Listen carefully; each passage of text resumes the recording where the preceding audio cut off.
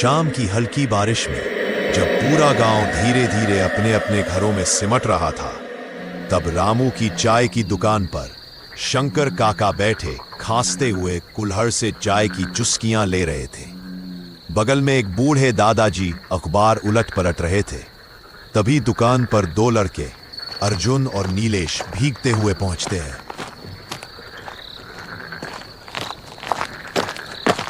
अर्जुन मुस्कुराकर बोला, रामू भैया, 2 स्पेशल चाय बना दो, बारिश वाली फील आ रही है आज। और तुम्हारी दुकान की चाय तो बारिश में एक्स्ट्रा टेस्टी लगती है। बैठो बेटा, आज मौसम ही कुछ खास है। पहले की बात ही और थी। शाम को हर उम्र के लोग आते थे यहां, गपशप करते और दुकान गुलजार रहती थी। अब तो सब मोबाइल में ही खोए रहते हैं।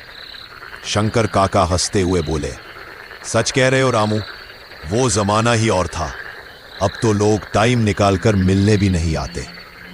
अर्जुन ने बात बदलते हुए पूछा, काका, आपका सब्जी वाला काम कैसा चल रहा है? शंकर काका ने गहरी सांस ली। बस बेटा, गुजर बसर हो रही है। मंडी के भाव सही नहीं चल रहे, लेकिन क्या करें, उम्मीद पर ही दुनिया टिकी है। रामू ने भी हामी भरी। अरे काका, धंधे में उतार चढ़ाव तो चलते रहते हैं। मैं खुद देख रहा हूं, कभी एक भी ग्राहक नहीं आता तो कभी दुकान छोटी पड़ जाती है।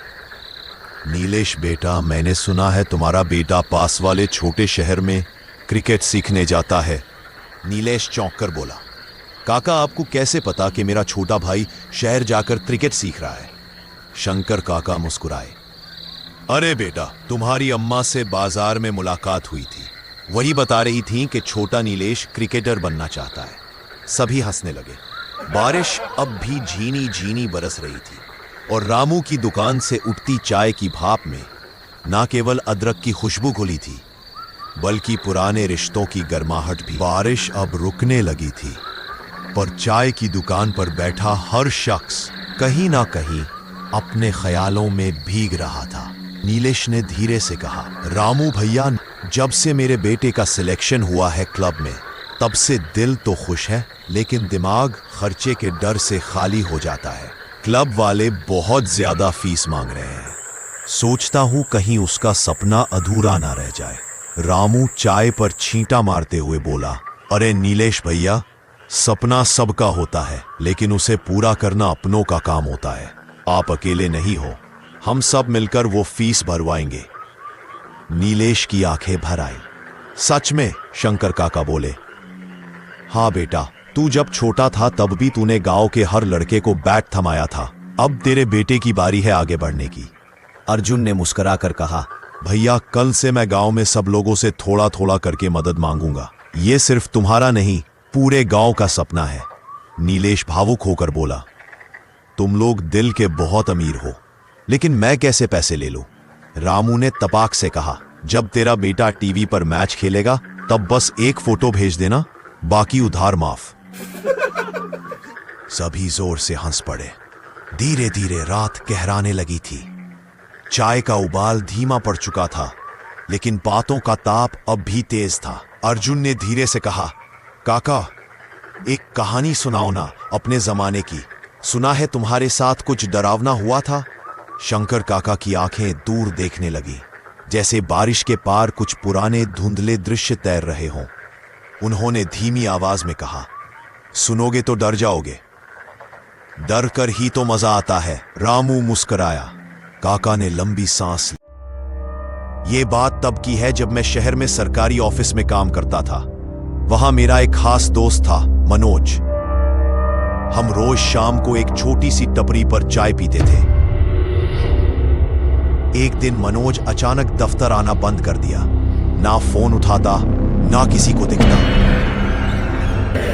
और कुछ ही दिन बाद खबर आई, किसी सुनसान सड़क पर उसका एक्सीडेंट हुआ और वहीं उसकी जान चली गई। हम सब सदमे में थे, लेकिन कहानी यही खत्म नहीं हुई।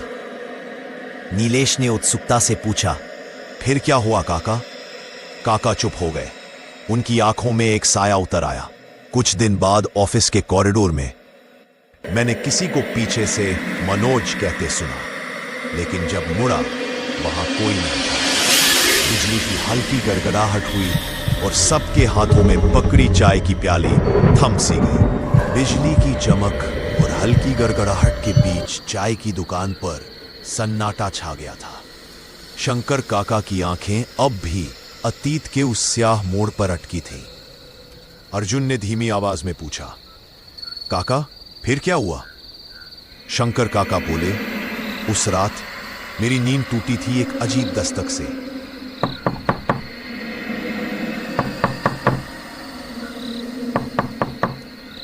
दरवाजे पर कोई था। मैंने पूछा कौन है, लेकिन जवाब नहीं आया। फिर दोबारा दस्तक हुई, थोड़ा तेज। मैंने हिम्मत करके दरवाजे तक जाने का सोचा, लेकिन फिर रुक गया। शायद कोई शरारत कर रहा होगा, यही सोचकर लेट गया। बारिश अब फिर से टप टप गिरने लगी थी, लेकिन मच्छर बहुत परेशान कर रहे थे, तो मैं खिड़की बंद करने उठा। जैसे ही खिड़की के पास पहुंचा, शंकर काका रुक गए। क्या हुआ काका?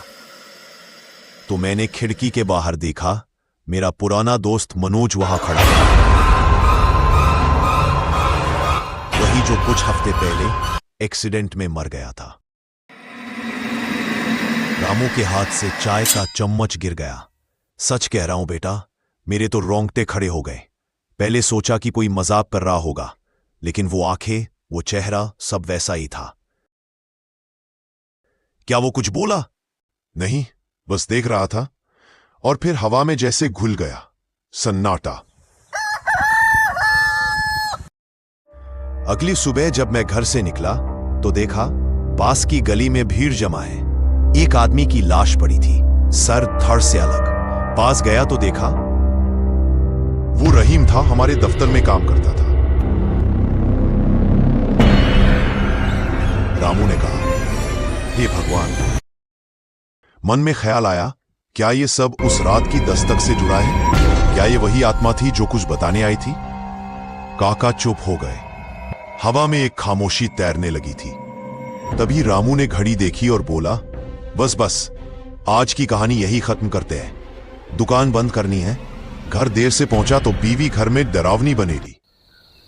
अरे नहीं यार, इतनी टेढ़ी कहानी पर क्लाइमैक्स में ब्रेक, ये तो गुनाह है। अरे बेटा, जो असली कहानी है वो तो अभी बाकी है, लेकिन कल सुनाऊंगा। अब घर जाओ, वरना डर से पहले तुम्हारे घर वाले मार देंगे। सब हंस पड़े। लेकिन कोई भी उस खामोश बारिश की धुन को नहीं भूल पाया, और ना ही खिड़की के पीछे उस साए को।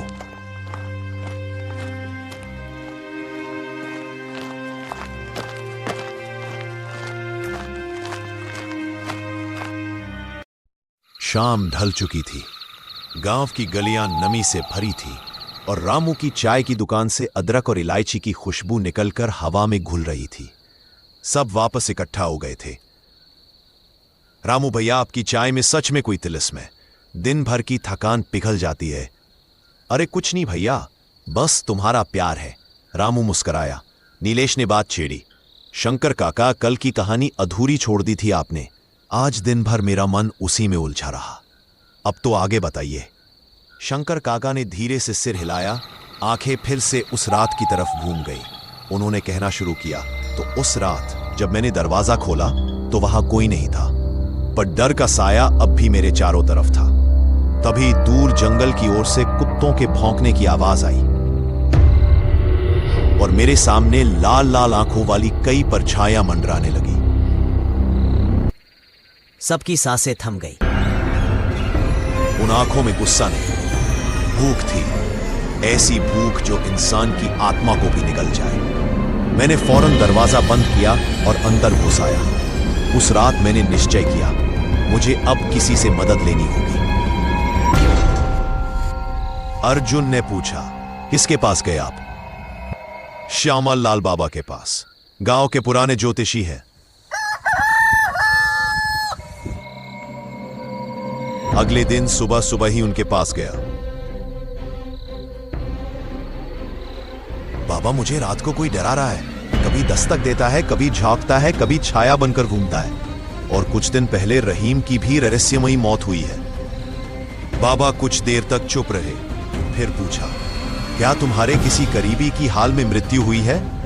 हाँ, मेरा जिगरी दोस्त मनोज, जो ऑफिस में मेरे साथ काम करता था, एक एक्सीडेंट में चला गया। बाबा ने आंखें बंद की और धीमे से बोले, यही आत्मा है जो तुम्हारे आसपास मंडरा रही है, पर वह बुरी नहीं है, पर तुम्हारे पुरखे कुछ कर्म अधूरे छोड़ गए हैं, जिसके कारण एक और आत्मा, बुरी, लालची, घातक, तुम्हारे पीछे है। सबके रोंगटे खड़े हो गए। तो फिर बाबा मुझे क्या करना चाहिए? ये कलवा, धागा लो, घर के चारों कोनों में बांध दो और अपने दोस्त की राख किसी पवित्र नदी में बहा दो, ताकि उसकी आत्मा को शांति मिले। और आपने ये सब किया काका? हां बेटा, सब कुछ। और सच कहूं, उसके बाद एक रात भी मुझे कोई दस्तक नहीं सुनाई दी, ना कोई परछाई आई, और मुझे लगता है मनोज को भी मुक्ति मिल गई। कुछ देर तक सब चुप रहे। दुकान की लाइट पीली चमक के साथ चारों ओर गिर रही थी। काका, यह कहानी जितनी डरावनी थी, उतनी ही भावुक भी। रामू ने चाय की आखिरी केतली बंद की और बोला, अब चलिए सब लोग, दुकान बंद करने का वक्त हो गया है। नीलेश हंसते हुए बोला, रामू भैया, आपकी चाय और काका की कहानी दोनों ही आदत सी बन गई है, कल फिर आएंगे। सब धीरे धीरे उठकर अपने अपने घर की ओर बढ़े। बारिश अब पूरी तरह थम चुकी थी, लेकिन हवा में एक नमी बाकी थी, जैसे किसी पुराने राज की आखिरी परत अभी भी फिजा में तैर रही हो।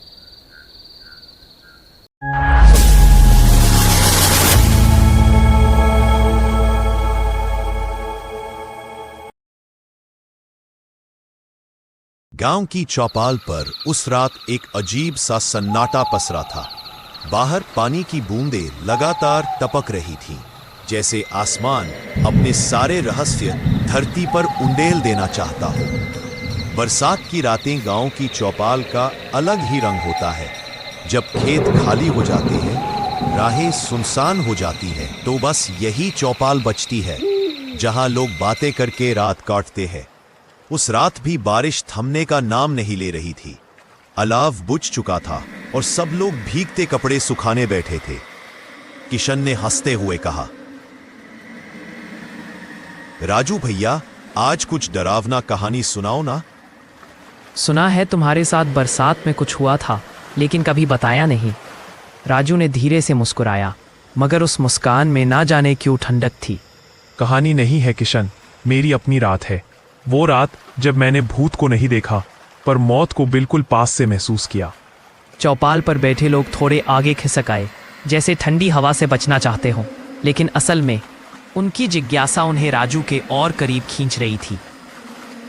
क्या हुआ था भैया, सच सच बताओ। राजू ने नजरें नीचे कर लीं, फिर धीमे स्वर में बोला, 4 साल पहले की बरसाती रात थी। मैं अपने मामा के गांव जा रहा था। सोचा था शाम तक पहुंच जाऊंगा, मगर बारिश ने जैसे आसमान में डेरा डाल दिया था। रास्ता बदल गया।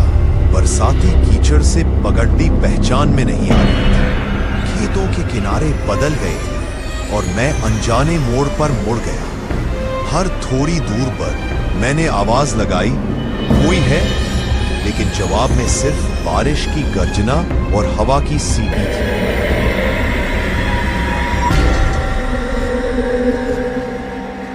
करीब 1 घंटे भटकने के बाद दूर एक जीर्ण शीर्ण मकान दिखा। उसकी टूटी हुई छत और काले पड़े दरवाजे बरसाती धुंध में और भी डरावने लग रहे थे।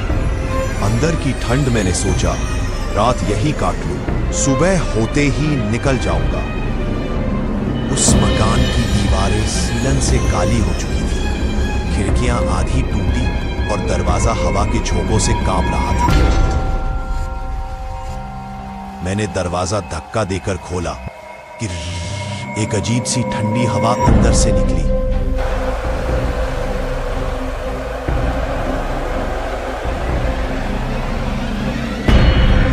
कोई है? काकी, काका? कोई जवाब नहीं। एक पुरानी बेंच पड़ी थी, लेकिन मेरी नजर बार बार उस पिछली कोठरी के बंद दरवाजे पर अटक रही थी।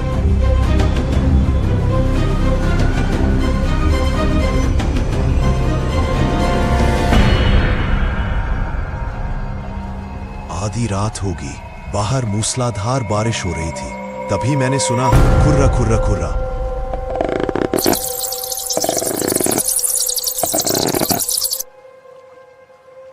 जैसे लकड़ी पर नाखून खिंच रहे हो। पहले सोचा चूहा होगा, लेकिन आवाज और साफ हो गई।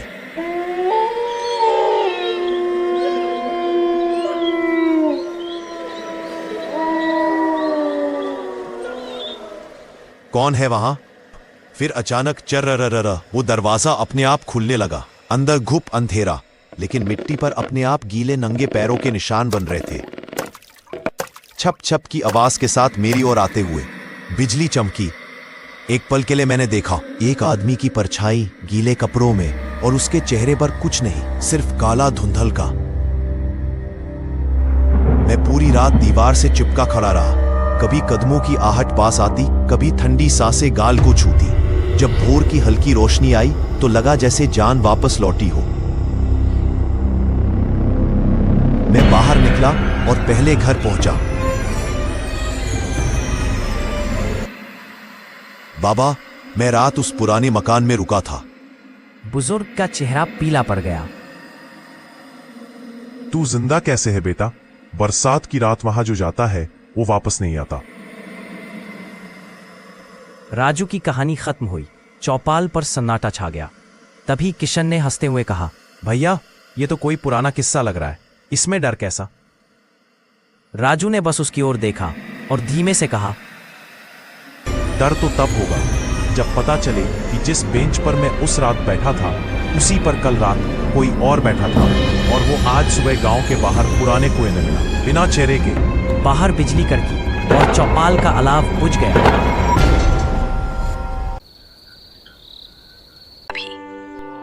आज खेत की जगह जंगल क्यों? इस वक्त तो तुम हमेशा खेत पर होते हो। अरे वंदना, घर में लकड़ियां खत्म हो गई, खेत बाद में संभाल लेंगे, पहले अम्मा की रसोई जलानी है।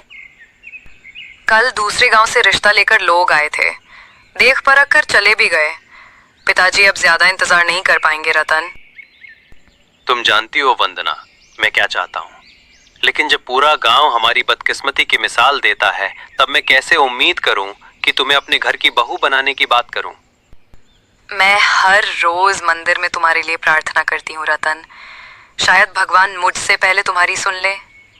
गांव वाले जो कहते हैं वो उनकी सोच की सीमा है, लेकिन तुम्हारी सोच रतन, वो एक दिन तुम्हारी तकदीर से भी आगे जाएगी।